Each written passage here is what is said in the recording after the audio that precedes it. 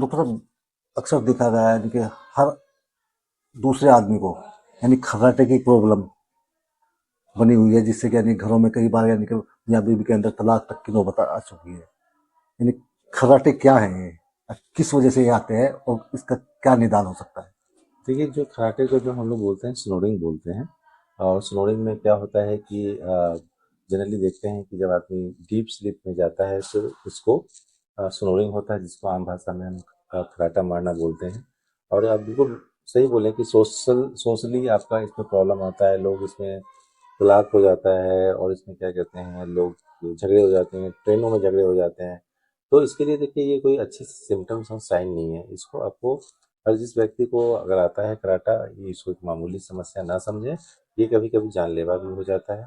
इसके लिए सबसे बेस्ट क्या है कि आपको अपने नज़दीकी ईएनटी सर्जन से मिलना चाहिए और आपको चेकअप कराना चाहिए कि आपको किस टाइप का कोई मैकेनिकल ऑब्स्ट्रक्शन तो नहीं है, कोई आपकी नाक की हड्डी तो टेढ़ा नहीं है, आपका गला का टॉन्सिल तो बढ़ा हुआ नहीं है, आपको जीभ के पीछे वाला हिस्सा जो उसमें कोई मोटापन तो नहीं आ रहा है। तो ईएनटी एग्जामिनेशन करने के बाद पता चलेगा कोई मैकेनिकल ऑब्स्ट्रक्शन तो नहीं है। ठीक है। उसके बाद जो है उसके बाद जो है इसमें जो है हम लोग टेस्ट भी करते हैं। इसमें नाक का एंडोस्कोपी करते हैं, गले का एंडोस्कोपी करते हैं, एक्सरे भी करते हैं, सीटी स्कैन भी करना पड़ता है। जो बेस्ट डायग्नोसिस होता है हम उसको स्लिप टेस्ट बोलते हैं, बॉडी सोनोग्राफी बोलते हैं। इसमें क्या करते हैं कि जो स्लिप टेस्ट होता है, इसमें आपको रात भर की मॉनिटरिंग होती है। उसमें ये पता चलता है कि आपको कितनी बार सेचुरेशन आपका फॉल हुआ है। ठीक है। उसमें आपको जो है उस जांच से आपको पता चल जाएगा कि आपका ऑब्स्ट्रक्शन है, माइल्ड है, मॉडरेट है, सीवियर है। तो according to percentage, according to grading जो है आपको फिर ट्रीटमेंट की जो है ज़रूरत पड़ती है। समटाइम आपको ऑपरेशन भी कराना पड़ता है। कोई मैकेनिकल ऑब्स्ट्रक्शन है तो उसका, नाक की हड्डी टेढ़ी है तो नाक का ऑपरेशन, गले का टॉन्सिल बढ़ा हुआ तो उसका ऑपरेशन, अगर जीभ आपका मोटापन है पिछले वाले हिस्से में तो उसका ऑपरेशन, सब संभव है। ठीक है।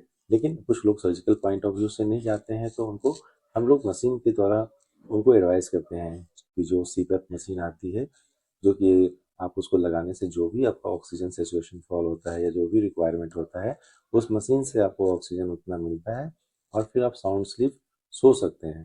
तो इस बीमारी को बहुत ही लाइटली नहीं लेना चाहिए। इसको हम आप अपने डॉक्टर से कंसल्ट कीजिए, ईएनटी डॉक्टर से कंसल्ट कीजिए और वो टेस्ट कराइए, आपको पता चलेगा किस टाइप का प्रॉब्लम है। और अगर आपको लगता है सर्जिकल पॉइंट ऑफ व्यू से तो सर्जरी कराना चाहिए। अगर नॉन सर्जिकल में जाना है तो आपको सीपैप मशीन की आवश्यकता पड़ती है, जिससे कि आप अच्छे से सो सकते हैं, नेक्स्ट डे आप अच्छे से उठ सकते हैं, अच्छा परफॉर्मेंस कर सकते हैं ऑफिस में। अच्छे से आपका कोई घर में भी कोई ऐसा इशू नहीं होगा। ट्रेन में भी आप कैरी कर सकते हैं, समटाइम हमने ट्रेन में भी लड़ाइयाँ देखी हैं। तो इस तरीके का जो है समस्या होती है, आप उससे बेहतर तरीके से टैकल करके ट्रीटमेंट करा सकते हैं। डॉक्टर साहब, आपने बताया कि जो जानलेवा भी हो सकता है स्नोरिंग, हम्म। तो वो किस स्टेज पर होता है, यानी क्या स्टेज है उसकी जानलेवा? अगर आपका है आपका सीवियर स्नोरिंग है, उसमें क्या होता है कि आपका जो सेचुरेशन लेवल इतना ज़्यादा फॉल कर जाता है, ऑक्सीजन की मात्रा इतनी फॉल कर जाती है, तो समटाइम ये आपके हार्ट के पे भी नुकसान करता है। अगर प्रॉपर सिचुएशन नहीं मेंटेन करेगा, प्रॉपर ऑक्सीजनेशन आपके शरीर में नहीं होगा, तो समटाइम आपको हार्ट के ऊपर भी इसकी नुकसान पड़ती है। आप बहुत सारे आप टाइम देखते हैं कि लोग को कार्डियक अरेस्ट भी हो जाता है अगर आपका प्रॉपर मात्रा में ऑक्सीजन नहीं मिलती है तो इस चीज़ के लिए क्या है कि आपको इसको बहुत लाइटली नहीं लेना चाहिए, क्योंकि इंडिया में क्या है कि अभी भी लोग एक सिंपल कराटे की तरह, मजाक की तरह इस चीज़ को सोचते हैं। ये मजाक नहीं है, ये बहुत ही सीरियस इशू है। किसी को मतलब अगर है प्रॉब्लम तो इमीडिएटली अपने डॉक्टर से दिखाना चाहिए कि क्या प्रॉब्लम है, किस कारण से हो रहा है, उस कारण को दूर करना चाहिए, जिससे आप मेडिकली भी बेनिफिट ले सकते हैं और आपका सोशली भी बेनिफिट होगा।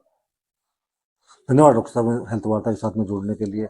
और डॉक्टर साहब ने जो बताया, यानी खर्राटा जानलेवा भी हो सकता है, उसके उपचार के लिए आप जरूर अपने ईएनटी सर्जन से मिलें और उसे अपनी पूरी जानकारी दें, ताकि आपकी ये प्रॉब्लम दूर हो सके।